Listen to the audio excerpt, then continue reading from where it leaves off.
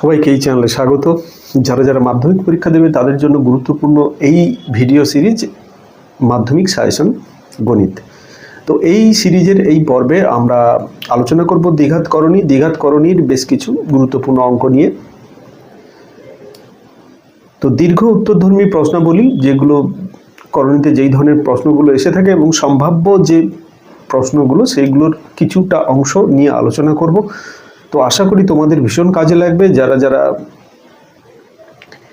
এই ভিডিওটা দেখছো তাদেরকে বলবো যে এই অঙ্কগুলো কিন্তু অবশ্যই করবে। তার মানে এই নয় যে এই অঙ্কগুলোই শুধু করবে, এমনটা নয়। তো এই অঙ্কগুলো কিন্তু অবশ্যই করবে, এটাই আমার বলার বিষয়।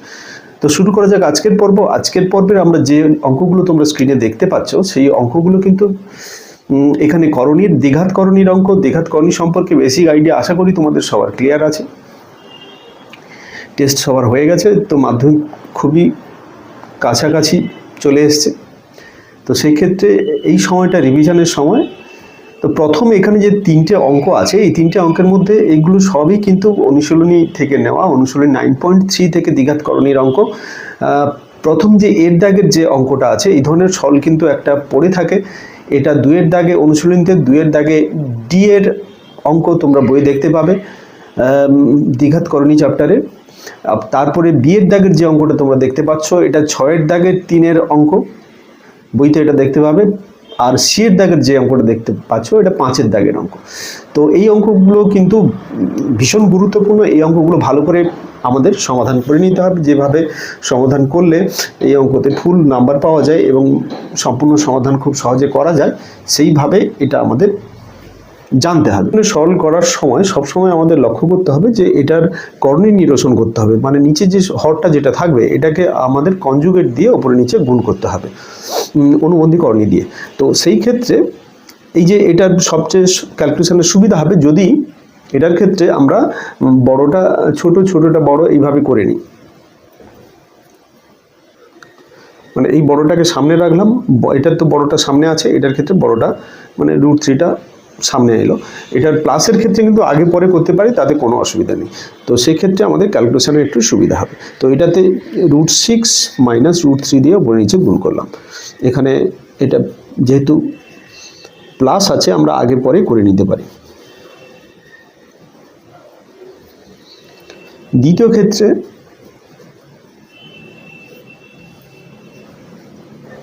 আমরা কনজুগেট দিয়ে উপরে নিচে গুণ করব।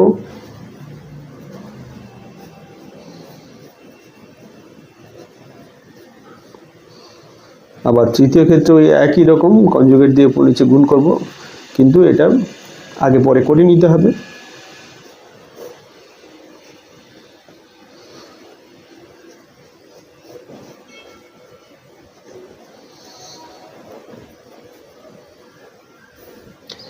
এটা 6 মাইনাস 3, আর এটা ক্যালকুলেশন করলে 12 হচ্ছে, মাইনাস 3√6 হচ্ছে। এটার ক্ষেত্রে যদি ক্যালকুলেশন করি 4, আচ্ছা নিচেরটা যেমন আছে সে তেমন থাকবে, নিচেরটা 4 হয়ে যাবে, আর এটা 4টা বাইরে থাকলো।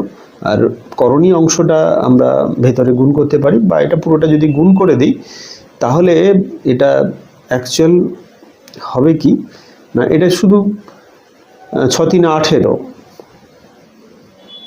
√18 মাইনাস এটা যদি 4টা আমি কমন বাইরে রেখেছি, এখানে যদি গুণ করি √6 আসবে।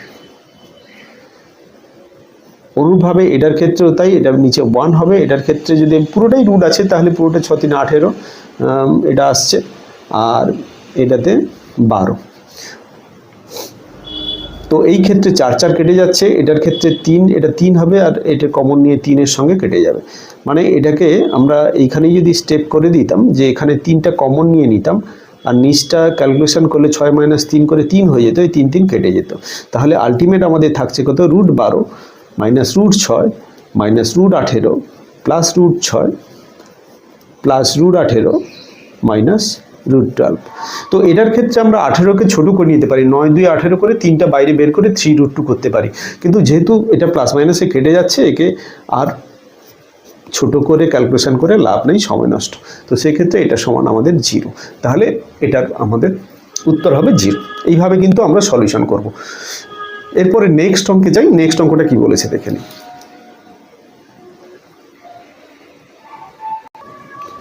দুই দাগের অঙ্কটা দেখতে পাচ্ছি, যদি a সমান √5 + 1 / √5 - 1 ও b সমান √5 - 1 / √5 + 1 হয়, তবে এটার মান কত হবে? এই ক্ষেত্রে লক্ষ্য রাখতে হবে a b দুটো কিন্তু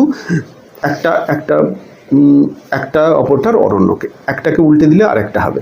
তো সেক্ষেত্রে এই ধরনের অঙ্ক যদি থাকে, এই ধরনের অঙ্ক কিন্তু সলিউশন করার পদ্ধতি হচ্ছে এরকমের। যদি এক্ষেত্রে a দেওয়া আছে সমান √5 + 1 / √5 - 1 এবং b দেওয়া আছে সমান √5 - 1 √5 + 1, আমরা প্রথমে a + b বের করব আর ab বের করব। a + b তাহলে হচ্ছে কত? √5 + 1 / √5 - 1 প্লাস √5 - 1 / √5 + 1। এটাকে যদি ক্যালকুলেশন করি, নিচটা আমি দুটো গুণ করে নেব। নিচটা গুণ করলে a + b × a - b হবে, তাহলে a² - b², তাহলে 5 - 1 হয়ে যাচ্ছে। আর উপরে এটার সঙ্গে এটা গুণ হবে, এটার সঙ্গে এটা গুণ হবে, মানে √5 + 1 এর হোল স্কোয়ার প্লাস √5 - 1 এর হোল স্কোয়ার। a + b এর whole square plus a - b এর হোল স্কোয়ার সমান কত হচ্ছে না 2 × a² + b², এটা সূত্র। আর নিচে a² - b² হয়ে 5 - 1 হলো, মানে 4 হলো। তাহলে এটা আমাদের আলটিমেট হচ্ছে কত? এটা 6 2 × 6/4, এটা 2 কেটে যাবে, এটা 3 সমান হচ্ছে 3। a + b এর মান পেলাম 3। অতএব এ বি সমান কত পাবো না, এর দুটো যেহেতু কনজুগেট, তাহলে পরস্পর কনজুগেট, এক্ষেত্রে পরস্পর অনন্য পরস্পরের, মানে একে উল্টে দিলে অপরটা হবে। তো সেক্ষেত্রে এটার মান সবসময় 1 হবে। তো তাহলে a + b এর মান 3 পেলাম আর a b এর মান 1 পেলাম। এইবারে আমাদের মূল যে জিনিসটা চেয়েছে a² + 5ab plus 3b² 3a² ছিল এটা, আর 3a² - 5ab প্লাস 3b² এটা ছিল। এটাকে আমরা সাজিয়ে নেব কি, 3টা কমন নিয়ে a² + b² একটা হলো, প্লাস 5ab আর একটা পার্ট হলো। এটার নিচের ক্ষেত্রেও তাই, a² + b² আর একটা পার্ট হলো, মাইনাস 5ab আর একটা পার্ট হলো। এইবারে এটাকে সূত্র প্রয়োগ করব। কি সূত্র প্রয়োগ করব না, এই ক্ষেত্রে 3 × a² + b² কে করব কি, a + b এর হোল স্কোয়ার মাইনাস 2ab। কেন করব না, এখানে a + b আর ab দুটোর মান আছে, সেই দুটো দিয়ে আমরা এটা বের করে নেব। আর 5ab তো যেহেতু ab এর মান দেওয়া আছে, তাহলে 5ab মানটা পেয়ে যাব। তো এটার ক্ষেত্রেও তাই, a + b এর হোল স্কোয়ার মাইনাস 2ab করলাম, সেকেন্ড ব্র্যাকেট মাইনাস 5ab।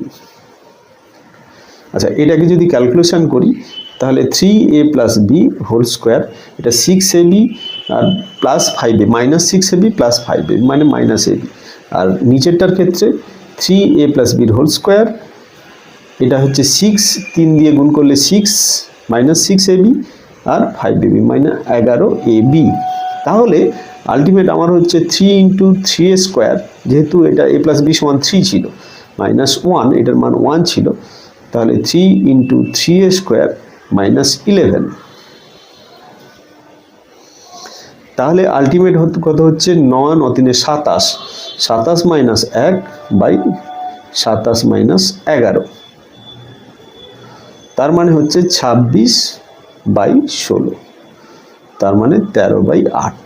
13/8কে আমরা একে ভেঙে নিতে পারি 1 পূর্ণ 8 × 5 = 13, 5/8।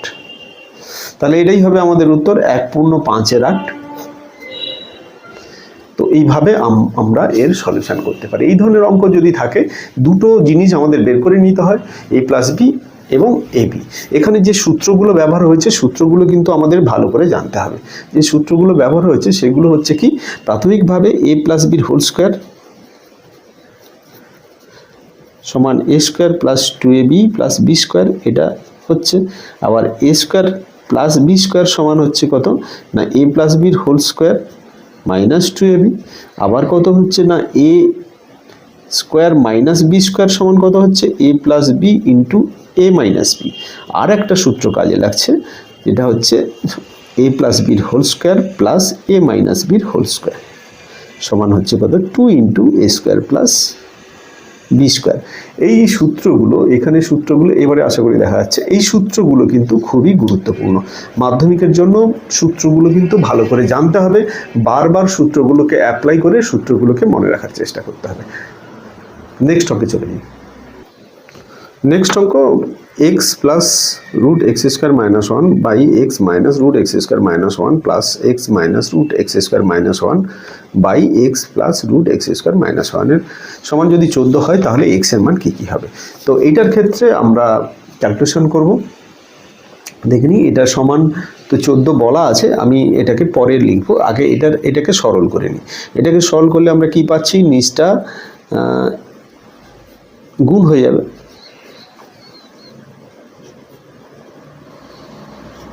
গুণ হয়ে গেল, তাহলে এটার সঙ্গে এটা গুণ হবে, এটার সঙ্গে এটা গুণ হবে, তাহলে x plus root x square minus ওয়ানের whole square plus x minus root x square minus ওয়ানের হোল স্কোয়ার। তো উপরেরটা এ প্লাস বির, আগে আমি একটু আগে বলেছিলাম এ প্লাস বির হোল স্কোয়ার প্লাস এ মাইনাস বির হোল স্কোয়ার, মানে সূত্রটা হচ্ছে এ প্লাস বির হোল স্কোয়ার প্লাস এ মাইনাস বির হোল স্কোয়ার সমান কত হবে, 2 ইন্টু এ স্কোয়ার প্লাস বি স্কোয়ার। তো এ এখানে কত এক্স আর বি সমান হচ্ছে root x square minus one, তাহলে 2 ইন্টু ওটা আসবে কত, এইটা স্কোয়ার প্লাস এইটা স্কোয়ার, তাহলে ওটা স্কোয়ার করলে রুটটা উঠে যাবে। আর দ্বিতীয় নিচের যেটা আছে সেটা হচ্ছে কি এ প্লাস বি ইন্টু এ মাইনাস বি আছে, তো এইটা এ এটা বি, এটা এ মাইনাস বি, এটা এ প্লাস বি, তাহলে এটা সমান হবে এ স্কোয়ার মাইনাস বি স্কোয়ার, তাহলে এক্স স্কোয়ার মাইনাস এইটা square x square minus one, রুটটা উঠে যাবে। এবারে আমরা ক্যালকুলেশন করব, এটা 2 into 2 x square minus one আসবে, আর নিচে এক্স এক্স কেটে যাবে, x square minus x square plus one, x x কেটে যাচ্ছে, তাহলে থাকছে কত আমাদের 2 into 2 x square minus one, তার মানে আলটিমেট আমাদের হচ্ছে 4 এক্স স্কোয়ার মাইনাস 2। তো এইটা সমান, যেটা বলা আছে সেটা সমান হচ্ছে 14। তো এটা অতএব 4 এক্স স্কোয়ার মাইনাস 2 সমান যদি 14 হয়, তাহলে 4 এক্স স্কোয়ার সমান হবে 16। এখান থেকে আমরা বলতে পারি এক্স স্কোয়ার হবে 4, তাহলে এখান থেকে আমরা লিখব এক্স সমান প্লাস মাইনাস 2, তাহলে এটাই হবে আমাদের উত্তর, না এক্স সমান প্লাস মাইনাস 2। তো আজকে এই পর্যন্তই, পরের ভিডিওতে আবার এই ধরনের অঙ্ক নিয়ে, যেগুলো মাধ্যমিকের জন্য অত্যন্ত গুরুত্বপূর্ণ সম্ভাব্য অঙ্ক। আশা করি তোমরা এই সিরিজগুলো তোমাদের খুব কাজে লাগবে। যদি ভালো লাগে অবশ্যই বন্ধুদের মধ্যে শেয়ার করো এবং চ্যানেলটিকে যত তাড়াতাড়ি সম্ভব সাবস্ক্রাইব করে নাও। এই ধরনের সিরিজ আসতে থাকবে, যেগুলো কিন্তু মাধ্যমিকের জন্য অত্যন্ত গুরুত্বপূর্ণ হবে। আজকে এই পর্যন্তই, পরবর্তী এপিসোডে আবার।